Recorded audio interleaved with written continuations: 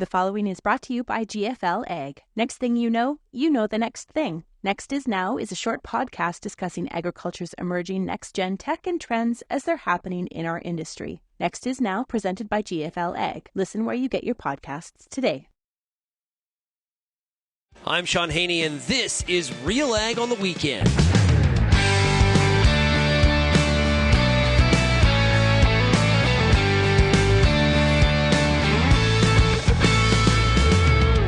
Let's get real and get connected with the week that was in Canadian agriculture.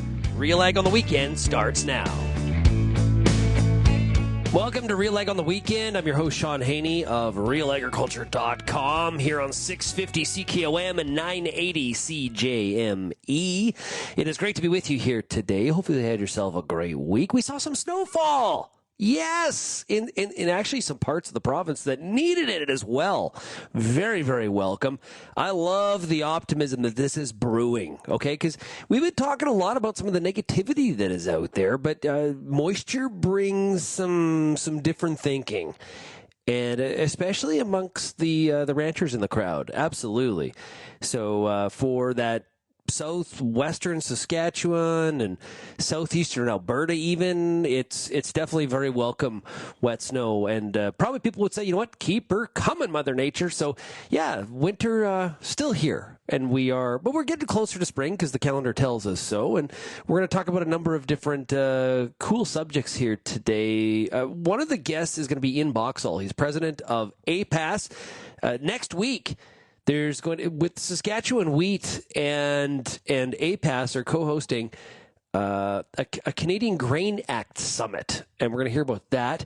We're also going to hear from Whetter with Canola Council of Canada. He's also the editor of Canola Digest. He was down at the World Agritech Innovation Summit or Forum in San Francisco, and he's going to talk about some of the things that he heard while he was attending that conference. If you have any feedback on today's program, we'd love to hear from you. Send me an email, shaney@realagriculture.com, or of course you can find Real Agriculture across all the social media channels.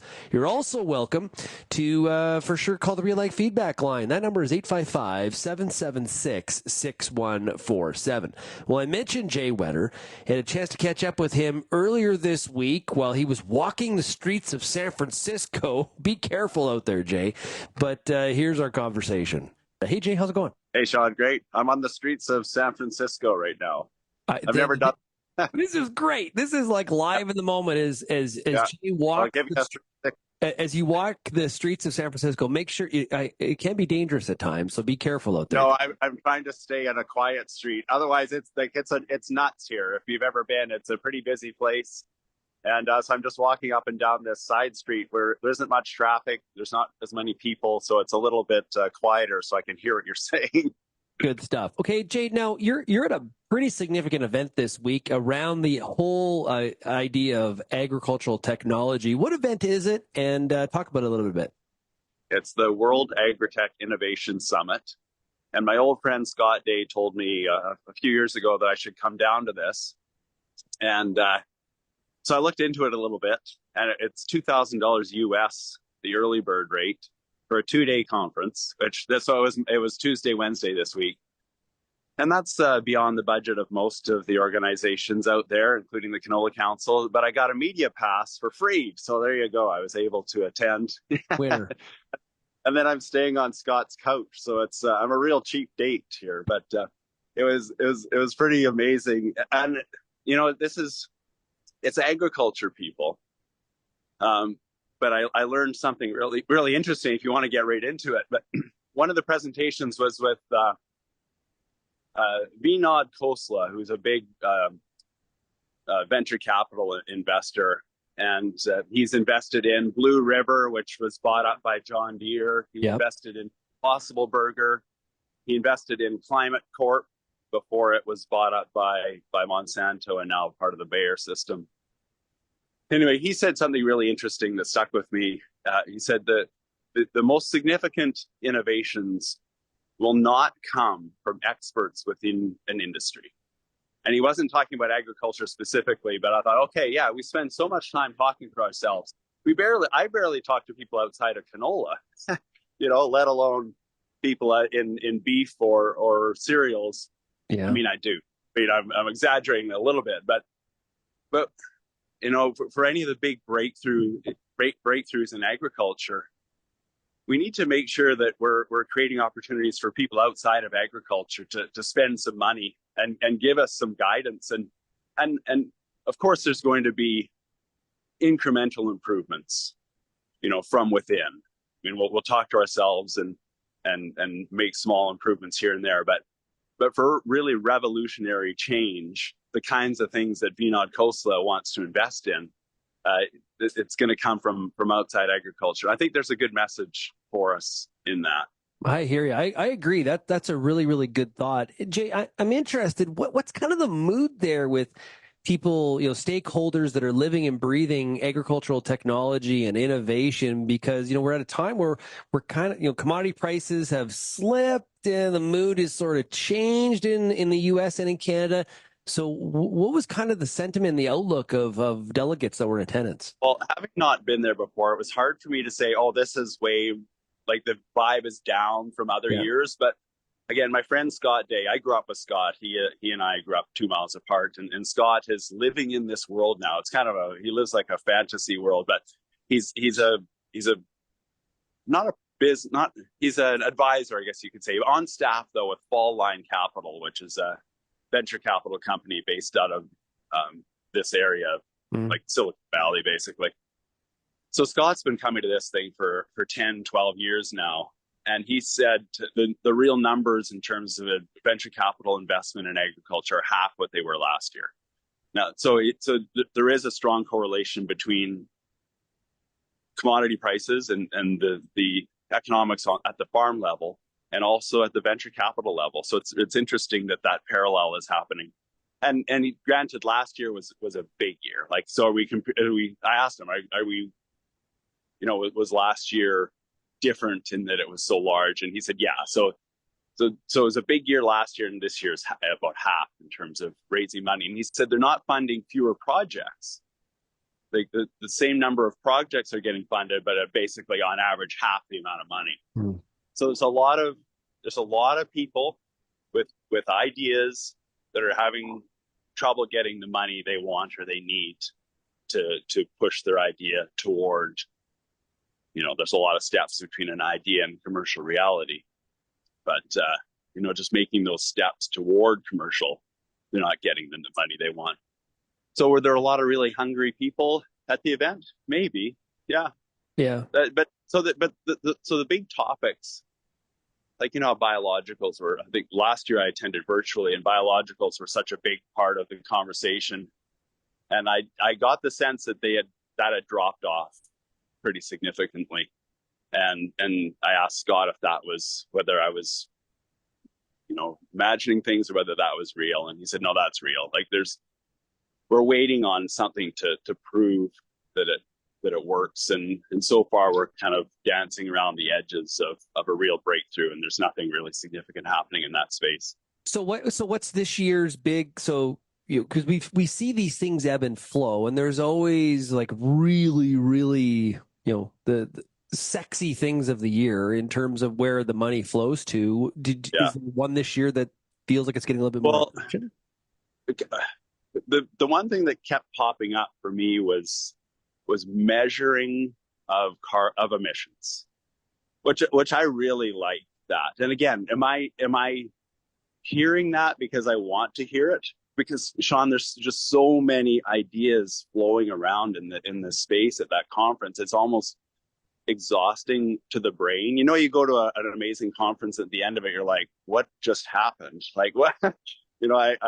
What did I learn? What am I going to take away from that? So I'm feeling probably a little bit overwhelmed, and I got a notebook full of stuff that I need to go through.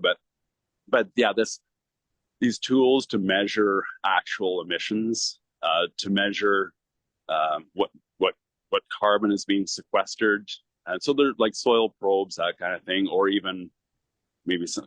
I'm not sure there's satellites necessarily, but there are these towers that have these sensors on them that can actually follow the nitrogen and the carbon that's gassing off of a field. It's pretty impressive.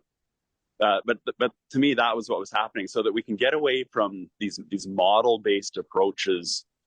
So, country by country, or maybe province by province, saying this is what's happening in this province based on the models. But what that means then is, if a farmer takes on steps to reduce emission, that farmer is not being recognized in the models. So if we want to incentivize farmers to take steps to reduce their emissions, we do need a real precise way to measure what's happening in each field, and certainly on each farm. And so that was a big theme that I pulled out of the event. The problem there, Shaun, is that we still don't have a good system to pay farmers for that work. So we talk a lot about emissions. We need a way to measure emissions, and then we need a way to pay farmers for that. So I feel like we're still in early days in all of this. And maybe that's why the model-based system is how to get started, but I just don't see the model-based system as a really good long-term solution.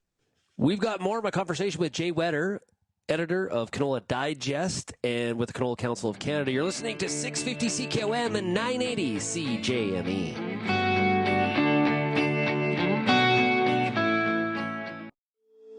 If you're involved in the agriculture industry, it's important to stay informed on all the latest issues affecting your business. At RealAgriculture.com, we offer fast, reliable news, information, and insights to help you keep on top of all of the latest in Canadian agriculture. Visit RealAgriculture.com and sign up for our free daily newsletter covering everything from news, agronomy, animal agriculture, and much more. Visit RealAgriculture.com/subscribe today.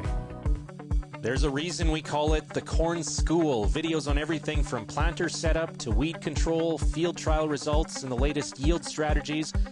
The Corn School on RealAgriculture.com has the information and advice you need to help you succeed.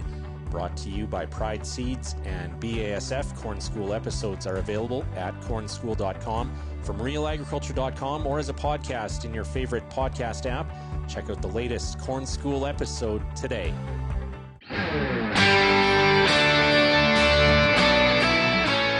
The deadline to sign up for AgriStability is April 30th. Thanks to recent program changes, AgriStability coverage levels have improved significantly for 2024. To gain a better understanding of how AgriStability and other programs can improve your farm's risk management plan, visit mnp.ca.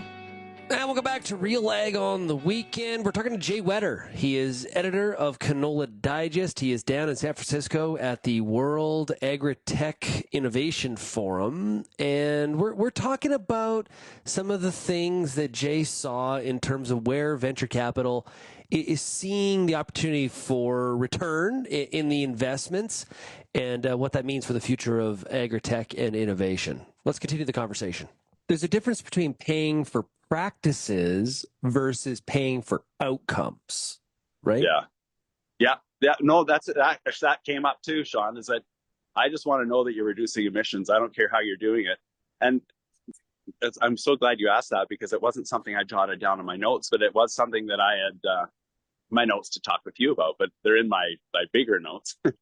But this notion of outputs versus practices, exactly right. We talk about best management practices in canola world, when I do my agronomy conversations with farmers, Canola Watch, Canola Digest, etc. It's all about best management practices. But ultimately, people don't care how you're getting there, really, as long as we're seeing the results. And that result will be lower emissions. It might be biodiversity eventually. That'll be another conversation that we have. So let's measure the results. And then however you get there, great. Yeah. So, Jay, there's no shortage of discussions about sustainability and emissions, but how about in the area of productivity and operational efficiency? Was there much discussion there at the summit this year about that?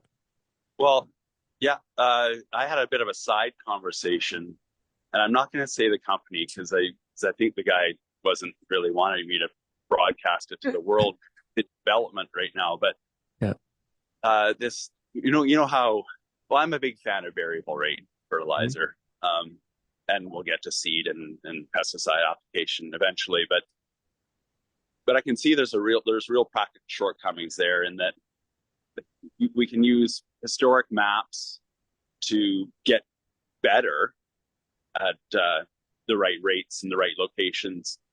But as this technology evolves, I think we'll get to it just in time. And this is what this company is working on, is an actual nutrient sensor. I think they're just doing nitrogen to start with because that's the big one. But it's almost like the OptiSpray. So it can do a quick test of what's the nitrogen levels in the soil, and then adjust the rate on the fly. And I think that's really compelling, because then it's assessing the exact situation in the field at that moment, and it's not relying on historical maps. And again, I think that's a long way. I mean, we need the technology to be able to do that, but it also has to do it in about a half of a second. Yeah. Otherwise, you don't want to be seeding it a quarter of a mile an hour. So, yeah. So there's a lot of things that need to happen before we get to that stage. But that is a conversation that we had on the productivity side. Was there anything else more on that? But there's one other thing I wanted to mention, if I can. Yeah. It's totally change gears, though. Go ahead. So I sat around a table with. It's interesting setup for this one section that they had on the agenda, where there were 30 tables, and at each table was an expert. And on the big screen, it showed who, like table 30 had so-and-so person. And then you can just decide whatever table you want to sit at. And I chose a table with a guy from Kraft Heinz. And his job was to procure the tomato paste for ketchup. Obviously a big job for Heinz. And I asked him, if one farmer is achieving X carbon intensity per ton of paste, and another farmer has a worse carbon intensity, like a higher score, how do you pay, or what's the reward to the farmer who has the lower carbon intensity? And he said, more business. So I said, okay, so you're not going to pay them more, but they long-term will keep the business. Whereas the other farmer who doesn't have the lower carbon intensity score will eventually lose the business, or be forced to match that carbon intensity eventually. So, we want farmers to get paid for these practices. But after listening to this guy with Heinz, I get the sense that the payment will be in being able to sell your product. So the premium, even if they're short term, the conversation was often that the premium was just to get the process going. Ultimately, the premium will disappear. But that's similar to, like, you think about you're making a product, you're going to get it on the store shelf, and you need to do certain things in order to get access to that store shelf, right? And so really it becomes those practices, or that lower carbon intensity score, that's the pathway to the access to do the business with that. That's going to be troubling for some. Sounds pretty cutthroat. Doesn't sound very appealing, that's for sure. Yeah. But ultimately, I mean, if that's what Kraft Heinz is saying, I think that's probably how it's going to go. I think we just need to be prepared for that possibility. Good. That's a important point there. You buried the lead there, Jay. Yeah, I got there eventually. Hey, Jay, thanks so much for joining us from the streets of San Francisco. Too bad the Giants aren't in town. You're there a little bit too early, but you enjoy yourself and safe travels home, okay? Thanks, Shaun. Ray. Good. Thanks for the opportunity to talk about the event. Talk to you later. That was Jay Whetter, editor of Canola Digest magazine, down in San Francisco this week, talking ag innovation. I think some of the things that Jay said at the end there, in terms of you meet these practices, that gets you access for us to do business with you. That may be a reality, but it doesn't mean that people aren't gonna push back against that with some serious ferociousness. I would imagine, but you let me know how you feel. Send me an email, shaney@realagriculture.com. Okay, let's take a break. We'll be back with more here on Real Ag on the Weekend, 650 CKOM, 980 CJME. Get all the information you need to keep your pulse crop healthy and profitable with the Pulse School on RealAgriculture.com. The Pulse School is a free YouTube video series covering agronomy, research, and more across a host of different pulse crops. It's also available as an audio podcast wherever you download or stream your favorite podcast. Check us out on YouTube or visit RealAgriculture.com. The Pulse School, brought to you by BSF Canada. The Canola School on RealAgriculture.com is your one-stop shop for everything a canola grower needs. Check out our free video series on YouTube for all the latest in canola agronomy, research, marketing, and more. Don't have time to watch? Download the podcast version of the Canola School on RealAgriculture.com or anywhere you download your podcasts. Stay on top of all things canola with the Canola School on RealAgriculture.com, brought to you by BASF and Invigor Hybrid Canola. Whether you're seeding, harvesting, or anything in between, the Wheat School on RealAgriculture.com has you covered. Timely agronomic information from industry experts available online anytime.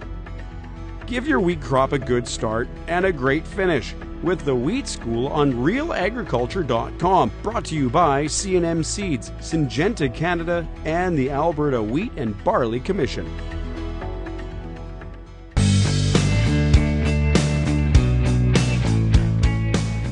We are joined right now here by Ian Boxall. He is president of APAS and, of course, farmer in Saskatchewan. Hey, Ian, how's it going? Good, Shaun. How are you? Hey, pretty good. You all ready for spring?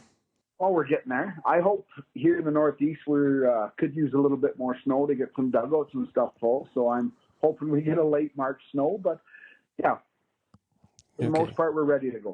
Good stuff. Okay. Well, hey, before we start putting seed in the ground, coming up next week on March 26th, we've got the Canada Grain Act Summit that is happening in Saskatchewan, and APAS is working with Saskatchewan Wheat Development Commission on this. What is this summit? What are we trying to accomplish? So, I guess there's several objectives here we're trying to focus on. One would be, we want this summit to be producer focused. We want to ensure the focus on protecting the interests of producers through the Grain Act, through their policies and their regulations. I think we want to development and implement that the Grain Commission decisions are in line with the Act and the mandate that they're there to protect producers. I think maybe this summer, we maybe saw that go off the rails a little bit, and I think farmers were maybe a little bit concerned that the Grain Commission didn't have their best interests at mind. So we want to make sure that that's adhered to. And we want to make sure that there's, have a discussion about explore possibilities within the current, Grain Commission's framework, strengthen in-country presence, enhance export sales reporting, I think is important. That would be a big benefit to producers, and strengthen the producer payment. Have discussions on some of those things and what that looks like moving forward. So why now? Like the Grain Act's been in review, it feels, for a very, very long time. We saw the What We Heard document. We've had the consult. So how is the messaging here different than what's already been said out there in the ether? Well, and you're right. It's been a while. Like, it's been more than 5 years since Ag Canada sought input on the Grain Act, right? And I think our membership saw that. In December, we passed a resolution that they wanted to hold this summit in conjunction with other groups like SAS Wheat. And so I think it's about finding common ground, essential for building partnerships and driving innovation. I think we need to look at ways that we can, modernize the Act and modernize the CGC for the betterment of all producers. I think 5 years is that they've asked for this. You're right. We read the What We Heard report, but yet nothing's happened, right? We want to help. We want to ensure that we focus the discussion on aspects of the Grain Commission that can be acted upon, possibly without having to open up the Act. Do you think holding this Canada Grain Act Summit now at the end of March, does this enable or spark the government to, I guess, move forward, or does it kind of bring it forward in the list of things that are important that need to be done from the federal standpoint? Or talk about that in terms of what the goals are. I think first off, with what happened this summer and the changing of export standards discouraged some producers on the Grain Commission. I think with a new commissioner and a chief commissioner being announced here, with Doug Chorney's retirement from the Grain Commission, I think there's an opportunity here to maybe lay out some stuff prior to this appointment so that the new commissioner and the new group of commissioners have a some direction from producers, which is who they're supposed to represent. I think that's important as to why it is now, why now is the time to do it. I also think maybe putting a little pressure, hearing from the government that they have the changes in the act ready to go to the House, the legislation changes that they want, but yet nothing's happened with them. Maybe this is a little way that we could push it a little bit. Have you invited the Federal Minister of Agriculture, Lawrence MacAulay, to the event? We have invited everybody. We've invited 40 different organizations. We're invited. We expect to have between 80 and 100 in attendance next week at this thing from all different groups across the prairies. And so I assume there will be representation there from AFC. There will be representation there from the Saskatchewan government as well. So let's hope they hear what we have to say. Hope they understand the importance of it. I think the other part of this summit is also to inform, educate, talk about with producers. I think some producers maybe get going in their operations and they don't understand how important the act is and how important the CGC is to producers, and we want to ensure that we just make sure they understand how important and what the role they play in our export system and in all of that, right? Yeah. For you personally, Ian, and you can speak with an APAS hat if you want to, or just the overall broader groups associated with the summit, but to you, what do you feel is one of the key issues under this umbrella that needs to stay or be fixed? I think outward inspection. I think there is a diverse opinions out there amongst groups and out of producers. Canadian grains are sought after, right? We have been renowned for the wheat we grow and the job we do growing it and all of that. And some of that comes back to we need to ensure that the outward inspection stays the way it is. Is the funding of it correct? Maybe not. And these are discussions we need to have, right? What does it look like to modernize the outward inspection? What does the funding look like to the CGC? But the outward inspection, and to ensure that the quality of our product is what the world wants and what the world has come to expect from Canada, I feel is one of the most important issues. So to provide some context here, this is, should there be some privatization of outward inspection? Is that the other option, or what are the options that are being debated out there that is you said is so diverse? Well, I think some feel so. Some of the stats show and some of the reports show that third party inspections would be way cheaper than having the Grain Commission do it. But we also know that the Grain Commission gets a lot of its funding through the outward inspection, right? And there's been complaints from the elevator companies about redundancy because they do it and this and that. And I feel that, and I think APAS's stance is that the CGC needs to continue to do the outward inspection. So if we look at changing the funding model, how outward inspection is billed or paid for, then we also need to look at how do we replace that money for the CGC for them to continue to do the work that they do. So these are discussions that I'm hoping we can have next week, that we will have next week on what that looks like and what is the best. Is third party best? Is it best staying in the CGC? How does that look, right? And if it does go third party, how do we fund the CGC? What role becomes of the CGC at that point? And I think these are all important things that we can talk about next week, in that summit and come to some consensus that's best for producers in Western Canada. Do you feel there is any appetite or political will by the federal government to move on this Grain Act review prior to them having the next election, which could be as late as fall of 25? What have you been hearing? I don't know. I'm discouraged, Shaun, when I hear that when I go to meetings in Ottawa, and I've had meetings in Saskatchewan with federal ministers and bureaucrats that they know what we've said. They know what all the groups have asked for. They've read all that stuff. They put out the reports. They have the legislation ready to bring to the House, but they're just waiting. I guess there's always, and I get the sense that there will always be things more important than the Grain Act. That's kind of the sense I get from the government. And maybe if we have this summit, we have a good dialogue and we bring some constructive, recommendations forward, maybe it'll push their hand a little bit that now's the time. Ian, thanks a lot for joining us here today. Really, really appreciate it. Good luck with the summit next week in Saskatchewan to talk about these important issues. And also, hey, good luck with spring, okay? You betcha. Thanks, Shaun. I appreciate it. We're going to take a break. We'll be back with more here on RealAg on the weekend, 650 CKOM and 980 CJME.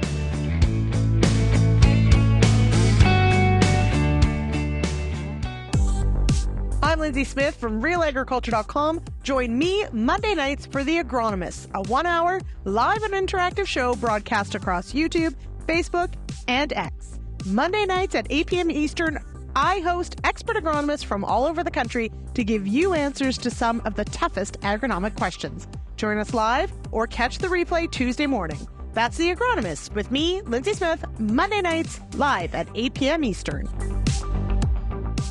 Hi, I'm Bernard Tobin, host of the Soybean School on RealAgriculture.com. Throughout the year, on the Soybean School, we'll bring you timely agronomic video content from planting to harvest, from the latest agronomic research to the latest in production technology. Check out our massive video library on YouTube, RealAgriculture.com, or download the audio podcast versions wherever you get your podcasts.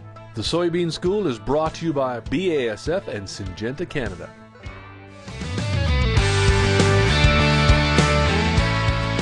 We've still got a little bit of time. I'm going to try to squeeze in a little bit of agronomics here into RealAg on the weekend. And of course, we've seen some restrictions put in place in terms of products that you can use to control some of the insects that really can create a lot of problems when it comes to your wheat crop and for sure your canola crop as well. And I'm talking about issues around Lamba-cy. And of course, this was very well a big issue in 2023. And we're going to get an update from Ian Epp from the Canola Council of Canada on what it means for 2024 and specifically flea beetles. This is from a recent Canola School episode. The Canola School on RealAgriculture.com is brought to you by BSF Canada. You can find more episodes by going to canolaschool.com.